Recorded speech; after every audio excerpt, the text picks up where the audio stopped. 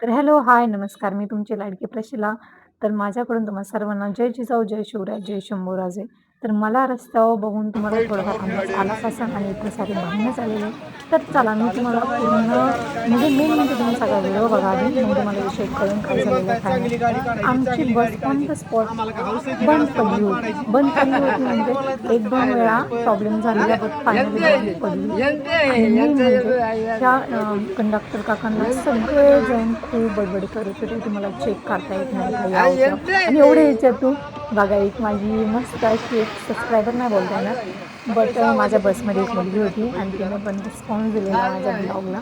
तर ते बघून मला खूप छान वाटलं. आणि त्याच्यानंतर खूप जण बडबड करत होते, खूप जण. पण माझं म्हणणं एवढंच आहे, का पहिली गोष्ट म्हणजे त्यांना पण हौस आलेली नाहीये. तर असा इन फ्युचर तुमच्या बाबतीत पण कधी काही जर झाला प्रॉब्लेम, तर तुम्ही त्यांना ब्लेम करण्यापेक्षा तुम्ही तिच्यातून काहीतरी गेस म्हणजे एक एक्झाम्पल असा एक ऑप्शन काढा, का सगळ्यांनाच लवकर जाता येईल. ह्या मी मताची आहे. पण मग ते येणाऱ्या-जाणाऱ्या बसमध्ये जसं-जसं ॲडजस्ट होईल, तसं सगळ्यांना थोडं-थोडं करून बसवून देत होते.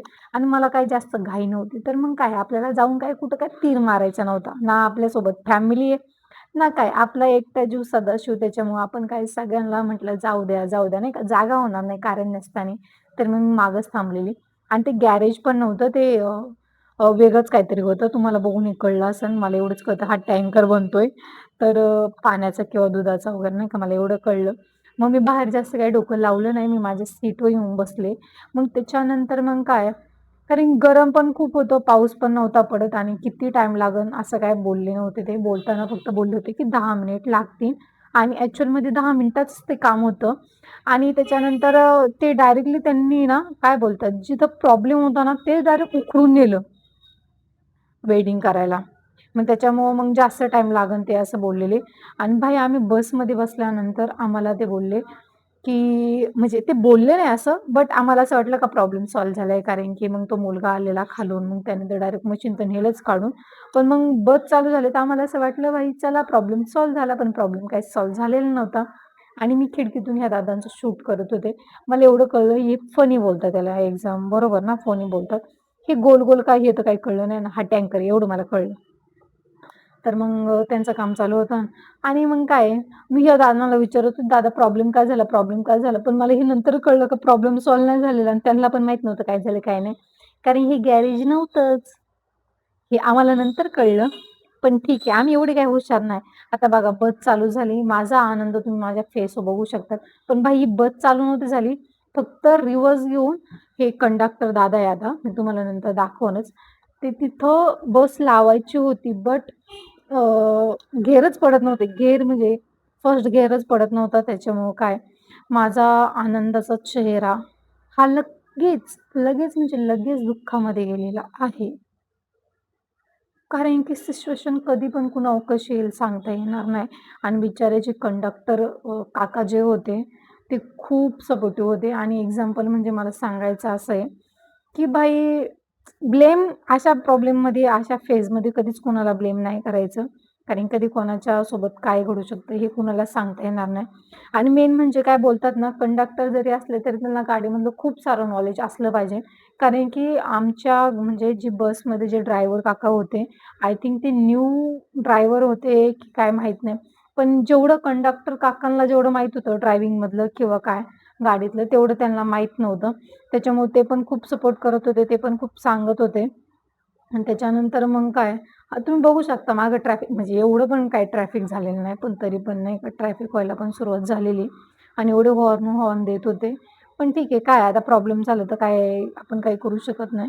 पण असं कधी पण कुणासोबत पण होऊ शकतं. माझा व्हिडिओ बनवायचा मुद्दा हाच आहे. कारण मला एक अनुभव आलेला मी तुम्हाला सर्वांसोबत शेअर करते. असा अनुभव प्रत्येकाला येऊ शकतो आणि ज्याला कुणाला येणार नाही त्याची लाईफ आणि त्याचं हे तर लक बाई चांगलंच असेल. कारण मी तर अशी इच्छा म्हणजे असा प्रे करेन का असं कोणासोबतच नाही हो. कारण मी सकाळी निघालेली 11 वाजता घरून आणि मला 11:30 पावणे 12 रात्रीचे वाजलेले आहे रूमला पोहोचायला. त्याच्यामुळे तुम्ही गेस पण करू शकत नाही भाई किती प्रॉब्लेमला मी फेस केलेलं आहे. त्या दिवशी असं वाटलं भाई गावाला कधी जाऊच नाही आणि गावाला म्हणजे मी माझ्या घरी नव्हते गेले. हे तुम्हा सर्वांनाच माहिती आहे मी घरी जात नाही. पण गावाला गेलेले कारण की माझं थोडे काम पण होतं. आणि तर मग म्हटलं काम पण होईल आणि चला खूप दिवस झालं गावाकडं गेलेली नाही. तर मी माझ्या एक फ्रेंड आहे तिच्या घरी गेलेली. माझं काम करून मी तिच्या घरी गेले आणि तिथूनच रिटर्न आलेली आहे. तर खूप जण सपोर्ट करत होते आणि खूप जण त्यांना नावं ठेवत होते, "तुम्हाला कळत नाही का गाडी डेपोला वगैरे लावून म्हणजे नाही का चेक करून आणायची, एवढ्या लांबचा प्रवास आहे, याव-त्याव." पण काय नाही का, काय करू शकत नाही आपण. मग असं करून मग फायनली मी पण दुसऱ्या बसमध्ये बसले बघा.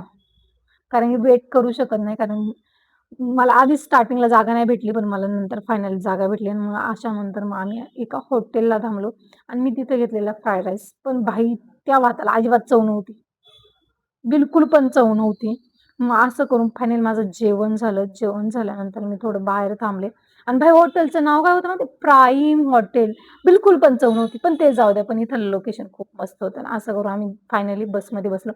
पण आमच्या अंगात एवढे किडे, मी तुम्हाला सांगूच शकत नाही का विषय काय झाला. आमची बस ऑलरेडी मागे जी बंद पडली होती ना, ती बस आली तर आम्ही परत त्याच बसमध्ये रिटर्न बसलो. जी बस बंद पडली होती त्या बसमध्ये बसलो आणि परत पुढं जाऊन ही बस परत बंद पडली आणि तुम्ही धूर बघू शकता डायरेक्ट ऑल पुढच्या मशीनमधून पूर्ण धूर निघत होता आणि त्यांनी फायनली सांगितलं होतं, तुम्हाला जी गाडी भेटेल त्या गाडीमध्ये तुम्ही बसून जावा कारण की ही गाडी आता स्टार्ट होऊ शकत नाही. म्हणजे लिटरली स्वतःच्याच पायावर कुऱ्हाड मारून घेणं हे कुणी आमच्याकडून शिकावं. आधीच्याच बसमध्ये ऑलरेडी त्यांनी ज्या बसमध्ये बसवून दिलतं, त्याच बसमध्ये बसून गेलो असतो तर काय झालं असतं. पण अंगात किडे म्हटलं मस्त जागा आहे, बस पण रिकामी होती, तर म्हटलं चला जावा आणि माझ्यासोबत एक फॅमिली होती मेन म्हणजे त्यांनी एक शेअरिंग ऑटो थांबवलेली आणि त्यांच्यासोबतच मी पण स्टेशनपर्यंत गेले आणि ती फॅमिली पण खूप छान होती. मला पण त्यांच्यासोबत खूप कम्फर्टेबल वाटलं आणि स्टेशनला गेल्यानंतर आम्ही पूर्ण 1 तास स्टेशनला बसलो. त्याच्यानंतर आम्हाला ट्रेन भेटली आणि भाई मला 2-3 ट्रेन चेंज करायला लागल्या. 3 ट्रेन चेंज करायला लागले. एवढी गर्दी मी म्हणते, "कशाला यार, कशाला फिरताय एवढं यार? गरमी-बिरमी काय आहे का नाही यार यांना?" मला तेच काही कळत नाही. ऑलरेडी आता एक बसच आली. एक ट्रेन चेंज करून झालेली ही माझी सेकंड ट्रेन होती ना अशा पद्धतीने. ती पण नशीब वेळेवर आली. ह्या ट्रेनला मला काही वेट करायला लागला नाही. मग असं तसं बसले भाई मी कशीतरी आणि ट्रेनमधून उतरताच भाई ऑटोला लाईन एवढी. त्याच्यानंतर ऑटोमध्ये बसले आणि मग फायनली मग काय व्हाय जरा जीवात जीव आला कारण की मग स्टेशनपासून इव्हन म्हणजे माझे फक्त 10 मिनिटाचाच रोड आहे. त्याच्यानंतर माझी रूम लगेच येते. अशा पद्धतीने मी फायनली रूमला पोहोचले. भाई किती 11:30 वाजता. तर असाच माझा व्हिडिओ जर आवडलेला असेल तुम्हाला तर माझ्या चॅनलला तुम्ही नक्कीच सबस्क्राईब आणि व्हिडिओला एक मस्त असा लाईक करू शकता आणि अशा नवीन-नवीन व्हिडिओसाठी माझे चॅनल नक्की सबस्क्राईब करा. तर चलो bye. Thank you so much.